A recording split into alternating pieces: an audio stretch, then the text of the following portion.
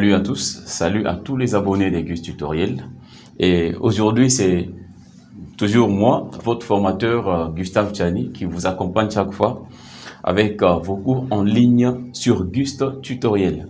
Et aujourd'hui, nous sommes là avec un chapitre très important, un élément très important que beaucoup de gens cherchent à comprendre et nous allons le faire comprendre trop facilement et vous allez, je crois tout le monde doit s'y ressaisir.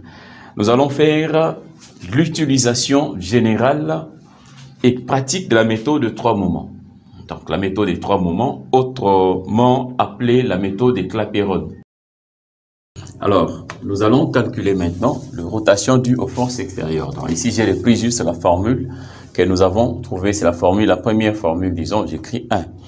Alors, on garde ceci, on va déterminer maintenant les θ B gauche et θ B droite, dû aux forces extérieures. Comment calculer ça? Ça, c'est déjà l'équation de 3 moments. C'est déjà l'équation de 3 moments. Comment calculer ça? La rotation due aux actions extérieures. Donc, ces rotations ici, c'est θ B gauche et θ B droite. C'est ce que nous allons calculer. Alors, la théorie nous dit ceci. L'équation des 3 moments est cette équation ici.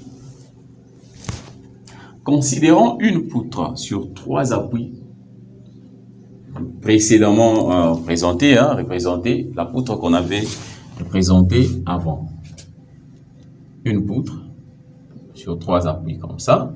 Vous avez A, B, C et les distances L1, L2. Ça, c'est une poutre comme ça sur 3 appuis. On veut juste généraliser les cas. Alors, généralement, nous retrouvons de forces uniformément réparties et de fois des charges concentrées. Comment est-ce que nous allons faire? Nous allons essayer de généraliser bien sûr ces cas en mettant la force uniformément répartie et la force concentré là-bas, concentré P, uniformément réparti, petit p par exemple. Alors, je crois que c'est ça. Alors, l'appui C. Considérons une poutre sur 3 appuis, tel que je l'ai fait. On le dit, et représentons le diagramme de moment fléchissant et réaction fictive de ces diagrammes. Donc nous allons tracer le diagramme dans ces 2 cas ici et nous allons représenter, calculer en fait, parce que nous faisons la méthode de Moore. Nous allons calculer, tracer d'abord le diagramme de moment fléchissant pour ces 2 cas ici, calculer les réactions fictives et déterminer les rotations dues à ces 2 forces. C'est ce que nous allons faire. Alors, qu'est-ce que nous aurons à faire? Cette charge est supposée au milieu. Supposée au milieu. Alors, qu'est-ce que nous allons faire? Nous prenons le diagramme. La première chose à comprendre, c'est que cette poutre, vous allez considérer cette poutre comme, la poutre est continue bien sûr, mais vous allez considérer la poutre comme ayant des travées indépendantes. Donc, cette travée ne dépend pas de l'autre. Donc, lorsque vous voulez tracer le diagramme de moment fléchissant, ne prenez pas l'influence de cette travée de l'autre côté. Donc, le diagramme de moment fléchissant sera en fait comme ça. Là, c'est le diagramme pour la charge uniformément répartie. Et là, c'est le diagramme pour la charge concentrée. Voilà. L'autre travée, la première travée n'a pas d'influence sur la deuxième travée. C'est ce que vous allez faire. Alors, regardez. Je pouvais faire un par un, mais j'ai combiné juste pour faire les 2. Alors, le diagramme de moment fléchissant qui est là. Les moments max ici, pour la charge uniformément répartie, nous avons fait ça. Pour la charge uniformément répartie, c'est PL carré sur 8. Je sais que vous retenez bien la formule. PL carré sur 8. Donc, ici, ça sera en fait la hauteur de ces diagrammes. La hauteur du diagramme. Donc, le moment sera PL carré sur 8. Mais L, c'est L1. L carré sur 8. Nous allons calculer la surface de ces diagrammes. C'est cette surface qui sera la charge fictive en fait sur le nouveau système. Alors, cette charge, je calcule la surface de ces diagrammes ici. La surface S, j'appelle ça S1. S1 sera égal, du fait que nous avons affaire à une parabole, vous allez voir dans nos indications, avant de commencer même les exercices, vous allez très bien comprendre.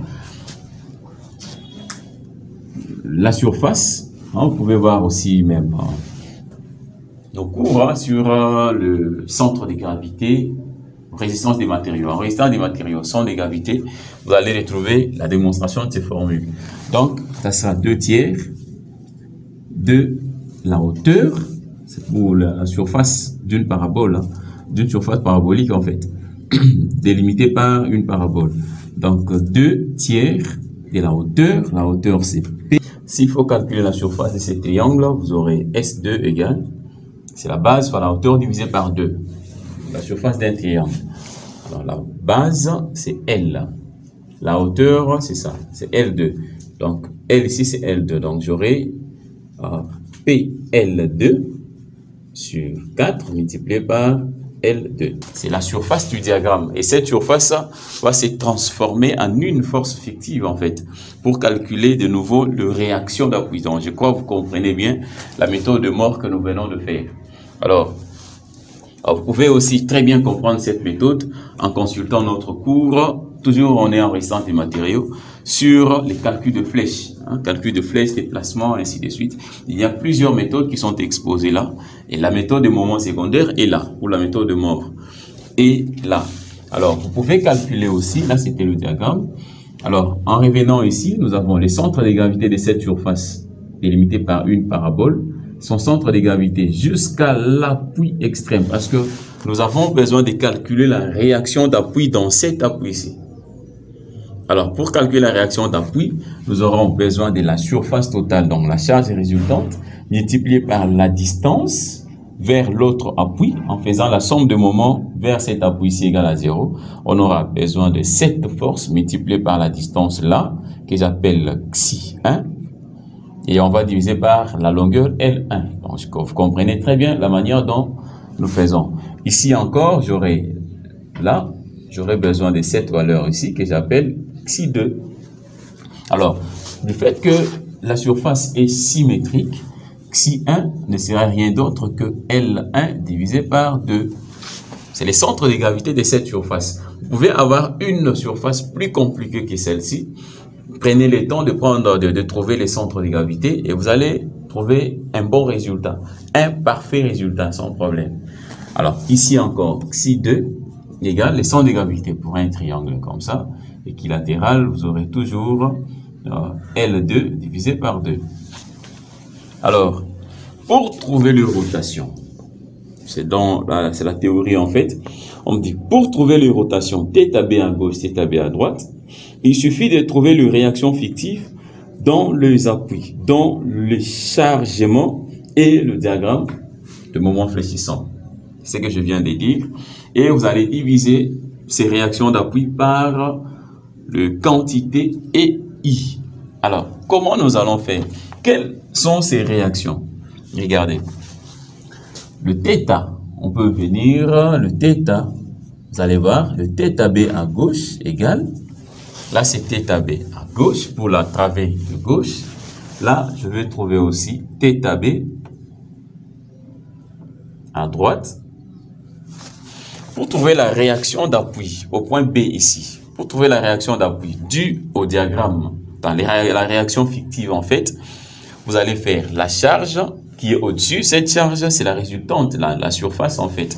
Cette charge sera égale, ce sera S1, c'est la résultante, multipliée par son bras de levier, parce que nous avons besoin de cette réaction. Son bras de levier, c'est Xi1, et puis divisé par L1.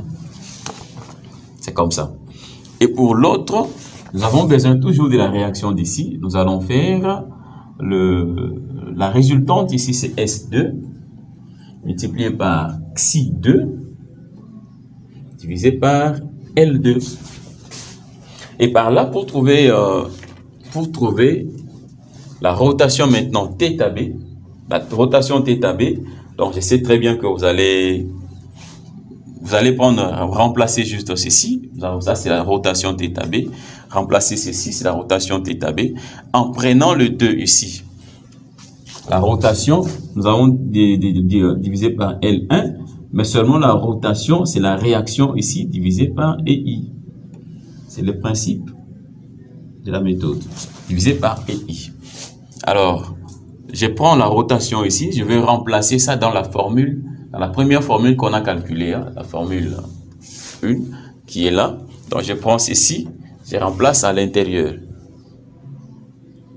Alors, ceci va me donner, je récupère la formule devient L, donc je peux écrire 1 devient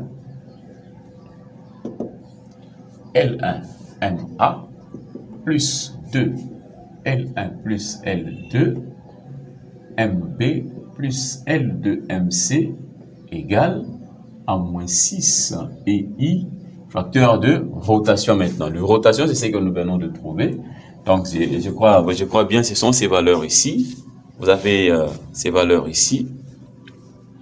Donc, c'est S1 pour le premier diagramme. S1, Xi1 divisé par L1 et I plus S2, Xi2 sur L2 et I. Voilà. Le EI peut tomber.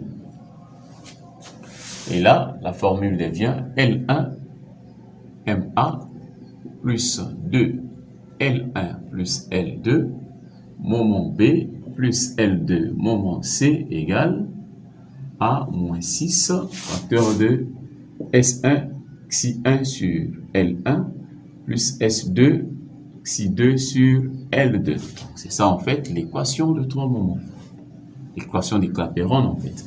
Donc nous avons trois moments à l'intérieur. Le moment A, le moment B, le moment C. Donc voilà le pourquoi l'équation est appelée l'équation de trois moments. En fait, c'est la formule des Clapeyron. Donc c'est l'équation de trois moments.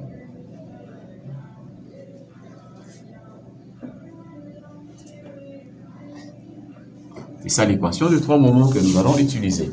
Donc comprenez que peut-être vous avez dans beaucoup de mes exercices qui sont sur YouTube, vous allez remarquer que nous utilisons S1 Xi1, S1 Xi1 sur L1 en ajoutant EI. Ceci exprime une rotation. Voilà, rotation à gauche, rotation à droite. Donc c'est ça en fait l'équation de trois moments que nous avons démontré.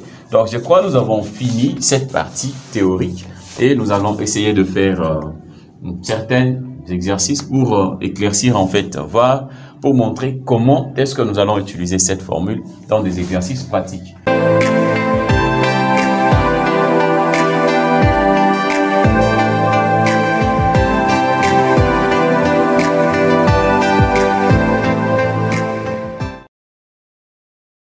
Ok, nous allons faire maintenant la première série de nos exercices sur la méthode de trois moments. Alors, l'exercice en question est là. Dans le premier exercice, en fait, nous allons essayer de voir comment est-ce que nous allons utiliser cette méthode et de faire avec des charges qui ne sont pas numériques, hein, avec des charges qui ne sont pas numériques, des longueurs qui ont juste valeur des lettres. On peut voir ça et vous allez très bien comprendre comment ça fonctionne. Alors, nous avons cette poutre. On demande de calculer le moment, rien que le moment dans les appuis de poutre suivante par l'utilisation de la méthode de trois moments. Donc, je crois qu'il y aura la deuxième série des exercices, la troisième aussi. Vous allez voir comment est-ce que nous allons évoluer avec l'utilisation de cette méthode. Alors, nous avons une poutre qui est sur trois appuis. Cette poutre est une fois hyperstatique. Le nombre de degrés d'hyperstaticité correspond au nombre d'appuis intermédiaires. Alors, nous avons un seul appui intermédiaire. À gauche, la travée est chargée par P1. À droite, nous avons P2. Nous avons la longueur L1, L2. comment nous allons partir? Nous allons essayer de tracer le diagramme de moment fléchissant pour ces côtés ici. Le diagramme de moment fléchissant de l'autre côté aussi. Donc, je vais pouvoir séparer. Regardez ce que je fais. Je trace le diagramme. Là, c'est le diagramme de moment fléchissant. Pour ces côtés, le diagramme sera comme ça. Ça sera comme ça. Là, c'est le diagramme pour l'autre côté aussi. Voilà. Je sais bien que vous connaissez comment tracer le diagramme d'une charge, une poutre sur deux appuis simples et charge à une fois moment répartie de part et d'autre. Donc, c'est ça le diagramme. Le moment fléchissant max sera PL. Donc, j'appelle ça, c'est le moment fléchissant que j'appelle H par exemple. C'est la hauteur de la surface. Le moment, c'est PL carré, c'est L1. P1 sur 8. Donc, c'est PL carré sur 8. Vous connaissez cette formule. Je sépare. De l'autre côté, là, c'est H1. De l'autre côté, j'ai dit H2 égale à P2 L2 au carré sur 8. Le H, c'est la hauteur, en fait, de la surface. Celle-ci correspond au moment fléchissant max. C'est la hauteur du diagramme. Je calcule la surface. Vous venez très bien de suivre comment se calcule cette surface-là. La surface du diagramme, c'est la résultante de force, en fait. La surface du diagramme sera égale, c'est parabolique, c'est 2 tiers. Vous avez 2 tiers multiplié par H1 et L1. H1, L1. Alors, S1 sera égal à 2 tiers. H1, c'est P1, L1 carré sur 8 multiplié par L1. Donc, je trouve S1 égal, le 2 tombe là, j'aurai 12 en bas. Donc, P1, L1 au cube divisé par 12. Là, c'est S1.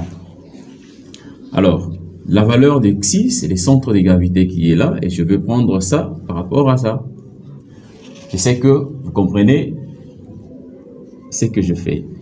Xi1, et de l'autre côté, le Xi1 en question sera égal, c'est le centre de gravité. Là, le chargement est symétrique, en fait, le diagramme, la surface est symétrique.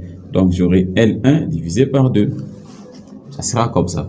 De l'autre côté, je viens encore, je calcule S2 égale à 2 tiers de H et L, la surface parabolique. Alors, S2 égale à 2 tiers, H c'est P2 L2 au carré sur 8, multiplié par L2. Ici, je trouve S2, ça tombe, j'aurai P2 L2 au cube divisé par 12. Donc, 24 divisé par 2, ça me fait 12. Xi2 aussi, c'est le centre de gravité vers l'appui extrême. C'est Xi2. Alors, ceci me donne L2 divisé par 2. Donc, j'ai S1 et Xi1. Donc, il faut bien l'écrire, il faut bien prendre vos notes. S2, Xi2. Et je vais utiliser maintenant la formule de 3 moments. Je vais utiliser ça de l'autre côté. Cette formule, en fait, c'est, regardez, avec cette figure, nous avons L1, L2. L1, L2. La formule s'écrit L1, MA, plus 2, L1 plus L2, MB, plus L2, MC, égale à moins 6, facteur de Xi1, S1, Xi1, L1, plus S2, Xi2 sur L2. C'est ça. Alors, connaissant que les appuis extrêmes sont des appuis simples, les moments sont nuls. Le moment ici est nul, le moment ici est nul. Mais sauf s'il y a un porte-à-faux, on va prendre un moment en charge dans cet appui. Donc, il y aura les exercices de porte-à-faux. Je sais bien que vous allez très bien comprendre. Ici, le moment est nul. Nous éliminons, nous annulons ces moments ici. Et là, on aura 2 L1 plus L2, MB égale à moins 6 facteur 2. S1 que nous venons de trouver, c'est P1 L1 au cube sur 8. C'est S1 multiplié par Xi1. Xi1, c'est L1 divisé par 2, et tout divisé par L1. Donc, c'est ça, L1. Plus S2, c'est P2, L2 au cube, divisé par 8, multiplié par L1 sur 2, c'est L2 sur 2, divisé par L2. Donc, c'est comme ça. Là, c'est S2. Là, c'est Xi2. Ce sont les valeurs que j'ai remplacées. Hein. Ce sont des valeurs que je viens de prendre ici. S2, S2, Xi2, S1, Xi1. Alors, je vais essayer de développer si ça va me donner quoi. Alors, j'aurai 2 L1 plus L2 MB égale à moins 6, facteur 2. Là, je trouve c'est 16 ans. C'est 16, je vois. Donc, c'est 16. Donc, j'aurai quelque chose de... Attendez, L sur 2. Là, c'est 8. Le P1, L1. Voilà, ici, c'est 12 ans. Regardez ici. S1, c'est P1, L1 sur 12. C'est pas 8. Là aussi, c'est sur 12. Ici, nous avons 12. C'est sur 12. Vous pouvez, si vous ne voyez pas des erreurs comme ça, vous risquerez de trouver un mauvais résultat. Alors, ici, on aura P1, L1 exposant 4 sur 24 L1. Là, c'est 24. Là, ça fait L1 exposant 4 divisé par le L1 ici, plus P2, L2 exposant 4 sur 24 L2.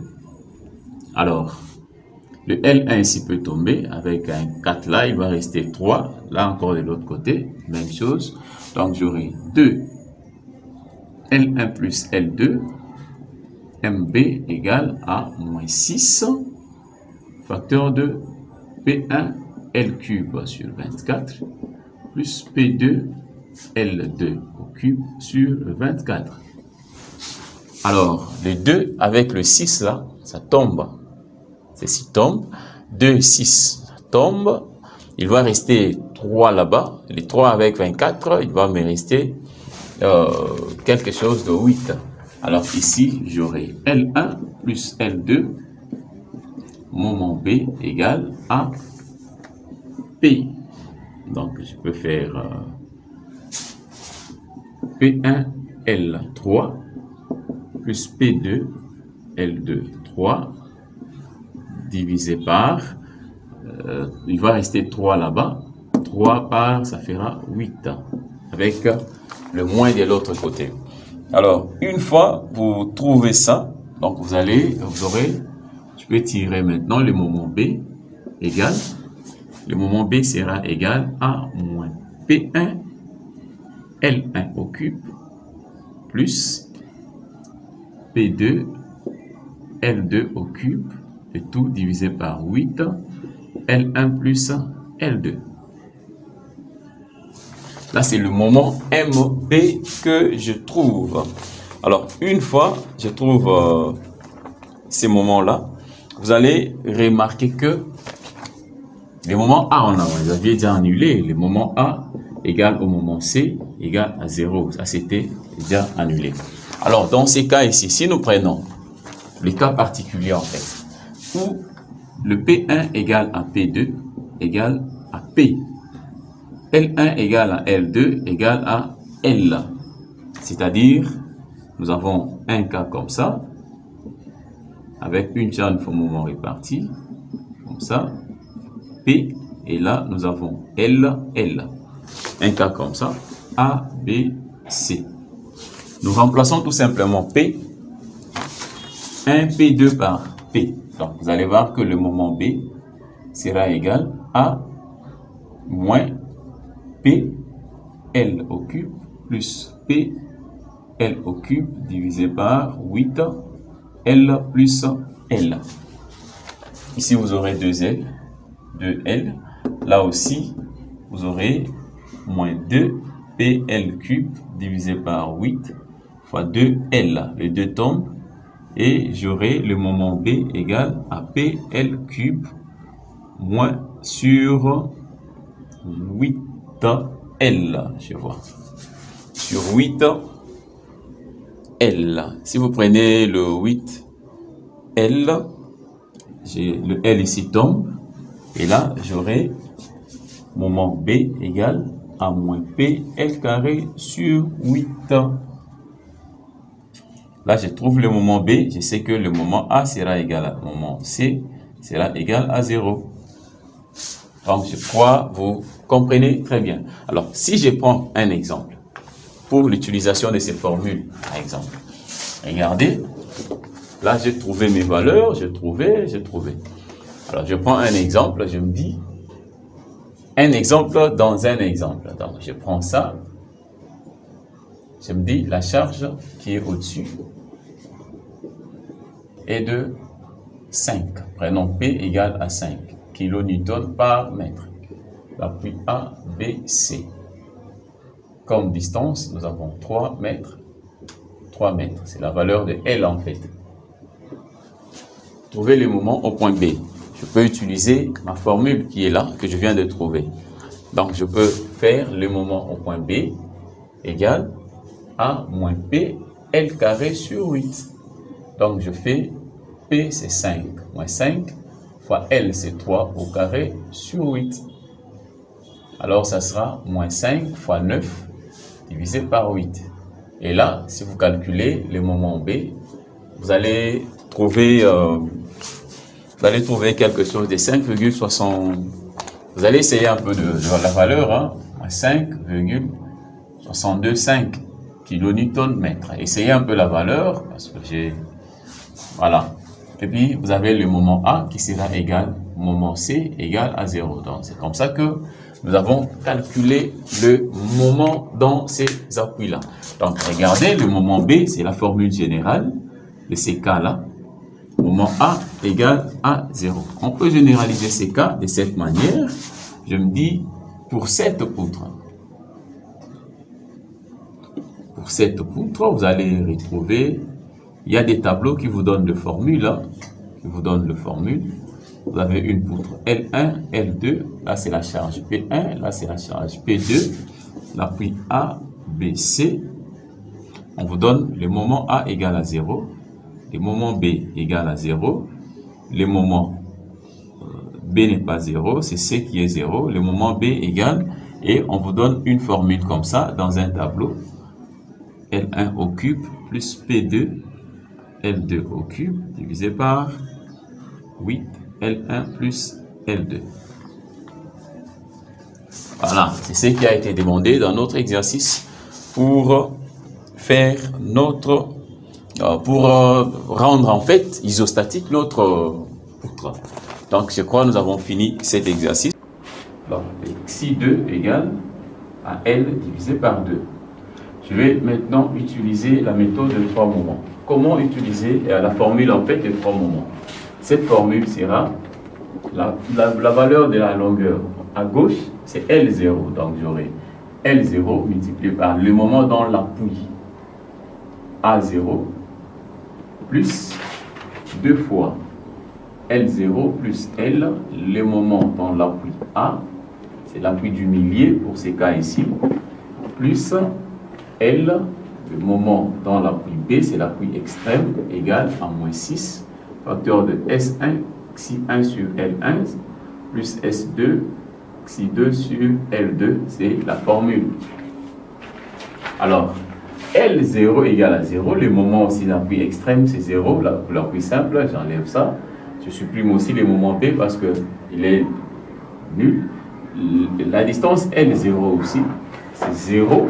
Alors j'aurai ici 2 tel MA égale à moins 6, facteur de S1, c'est 0. Si 1 c'est 0, la longueur d'ailleurs, la longueur ici c'est la longueur L0.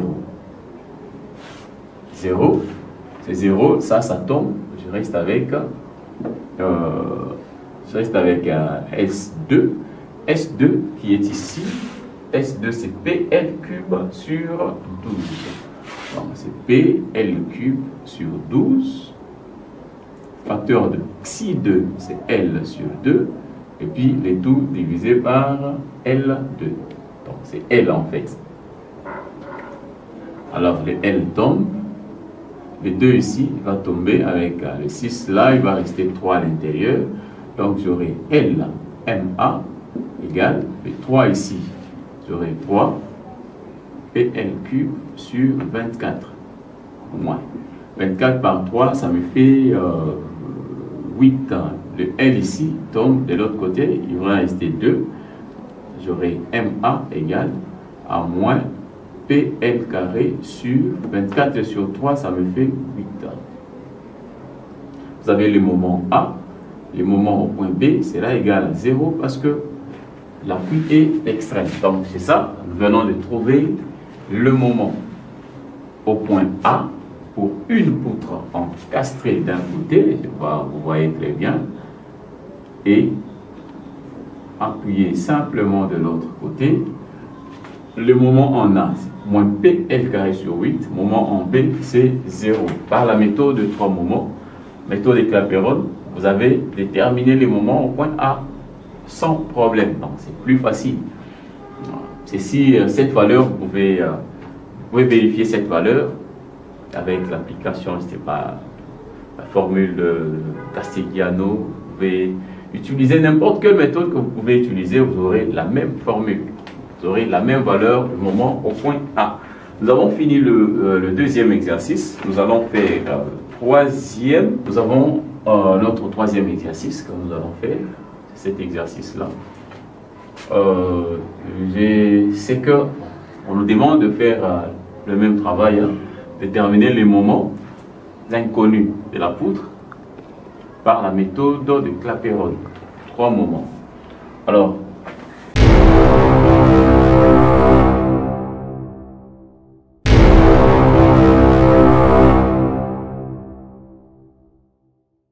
vous avez besoin de suivre ces cours en intégralité.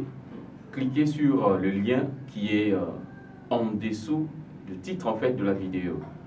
Vous allez vous retrouver directement dans le site Gus Tutoriel, ou soit aller carrément sur www.gustutoriel.com ou encore gustutoriel.com sur Google.